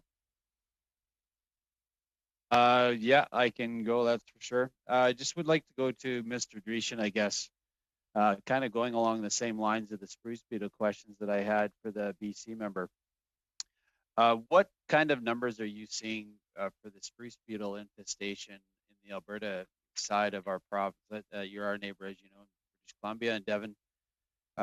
Just curious to know what your numbers are. Oh, well, thank you. Thanks for the question. So it is cyclical. Right now, the spruce beetle numbers in Alberta are very low. So that's been a positive thing. So we are just focusing primarily on mountain pine beetle. But I just to MP Canning's question on fire smarting, I just wanted to jump in on that for a while. We have 13 communities that have 9 projects worth over $20 million of building essentially a fire guard around them, and something that if you can completely eliminate or reduce the fire risk of what's up around a community, is something that we saw early on in 2020 as one of the worst fires that we had in 2019. We actually had to do a controlled burn right beside the town of High Level, which obviously had high risks associated with it. But because the trees were right up and there was a fuel source right up against the community, we had to do a very expensive controlled burn. So that's where we came up with this idea of having fire guards around sensitive communities. And so far, those 9 projects should be done by next fire season in 2021. Sorry to go a little off script on that, but just wanted to comment on it. Yeah, no problem. Thank you, Mr. Dreeshen.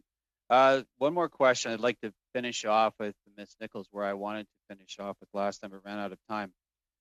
You talked about we need to highlight the bioeconomy, and I think some of us understand the bioeconomy as, or at least what I see is, we used to see wood waste with mills, and we've seen, an example is in Prince George, where wood waste is used to heat basically all the municipal buildings downtown. That's the most obvious sort of that bioeconomy, but there's got to be a larger understanding of this than maybe I'm even grabbing onto yet. I see a lot more potential that's there. My son works in the forest sector, and he's been part of dealing with burn piles before, and all that wood that just seems to be, again, going up in smoke when it could be used in other ways. That the cost effectiveness, I guess, is the biggest challenge, isn't it? Some of these areas are remote, and how do we get that at a cost effective way to utilize this? So maybe just expand on what bioeconomy, even for the room here, what that means for most of us that might not have a full understanding of that term. Okay, thank you for the question. So bioeconomy means a lot of things to a lot of different people. You're quite right. And engineered wood products also means a lot of different things to a lot of different people. In the context in British Columbia, how we use the bioeconomy, it's looking at what can we use wood fiber for, and what kind of economies or manufacturing products will that support. And it can be, like I say, it can be chemicals made from wood fiber that support a cosmetic industry. It can be, or paint emulsifiers, as an example. It can be fibers that are extracted for materials like you've all heard about bamboo clothing. Lululemon's looking for biomass base to produce, sustainable clothing rather than petroleum based. It can be things like mass timber, where you're taking 2x4s and pulling them together for mass timber production and utilizing that in construction. So it has a far range. And when you look at forestry and the forest sector, we have to really be thinking of it from seed to product all the way through. And part of that is cost effectiveness of using that fiber. And that comes down to, how do we process that fiber? How do we harvest it? How do we move it? And where do we take it to? Currently in BC, we don't have anybody making biomaterials, bioplastics, or biochemicals. So we don't have a place to take it to. We do have pellet producers. So that's one avenue for us. What I would like to see in BC is that creation. So my hope would be that we somehow, and this becomes the cat chasing its tail, right? Because we need the economy to sell it to before we can really get an industry off the ground. But I see some other innovators like Brian Fair we had on the committee a couple of weeks ago that is doing a pellet plant up in Port Nelson with potential expansion plans into the future. So I'd say, that old analogy, it's easier to turn a ship when it's moving, or, the new ships, I suppose, are a little different, but the same analogy applies. But I guess the next question then is how do we fully? You're actually out of time, Mr. Zimmer. I apologize. Okay, that's okay. Yeah. Thank If I was to let you ask a question, we'd be way over, so I'm gonna have to stop. Okay, no problem. Yeah, thanks again. Okay, thank you. Okay, last but not least, again, is Mr. May for 5 minutes. Thank you, Mr. Chair. Always a pleasure to back clean up on this committee. My questions are going to be to Minister Yakabuski. Am I pronouncing that right? I heard you correct somebody at the beginning. Is it Yakabuski? Yakabuski. Yakabuski. I apologize. I am the worst for pronouncing names, so I will butcher that a few times, I'm sure, today. In 2018, sir, the Ontario government announced it would be entering into agreements with First Nations on resource and revenue sharing in the forestry sector. Could you update this committee on how many of these agreements are in place, and what are the plans to pursue additional agreements and partnerships with First Nations?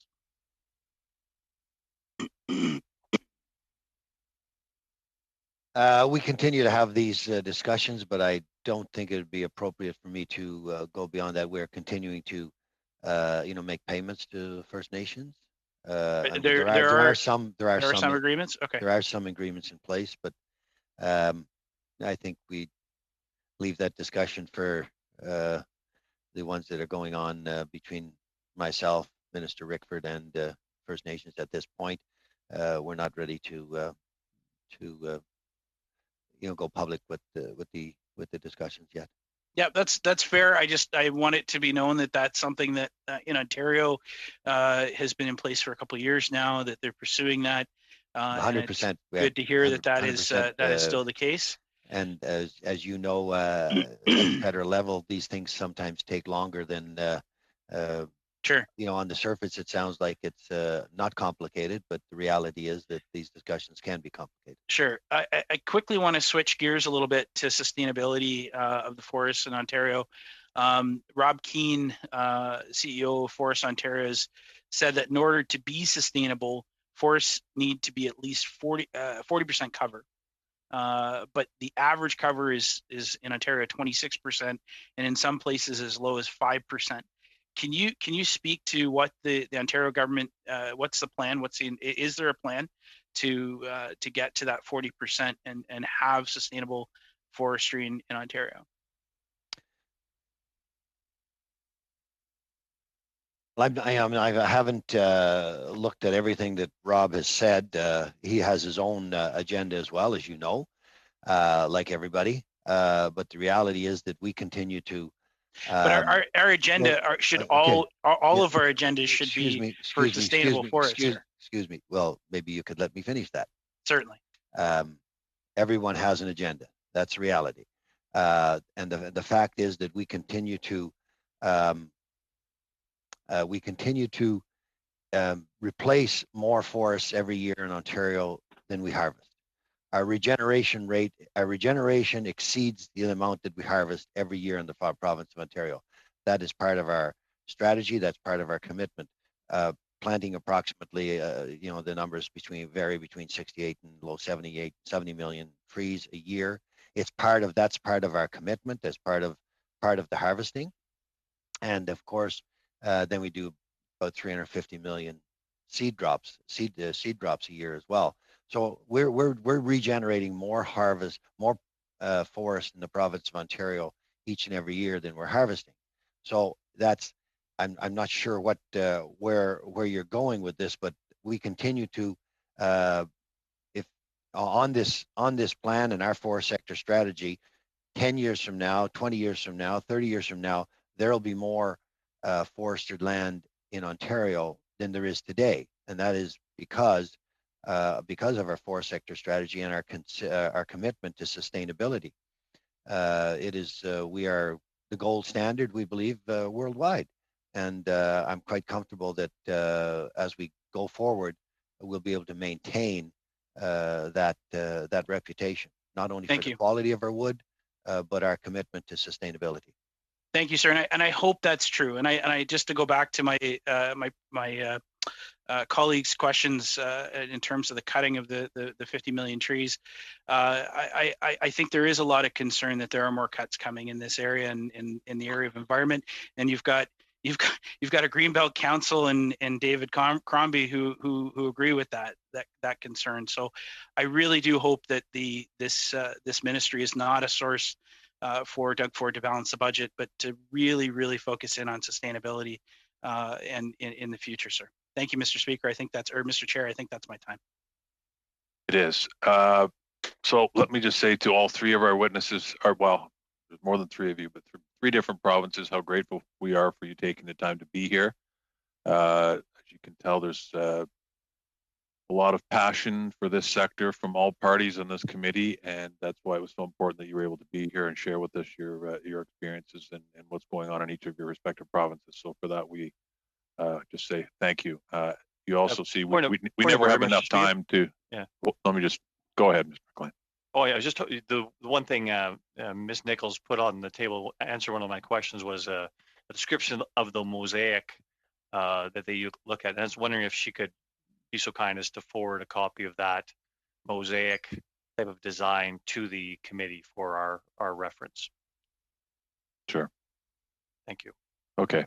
As I was saying, I just thank you all for being here. We appreciate it.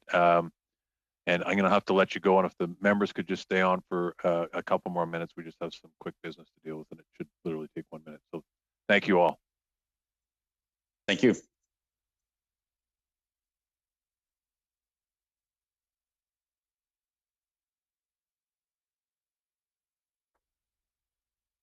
Okay, I think it's just us. Okay, just 2 quick things. So Friday, the minister is coming. That will be our last meeting before the break.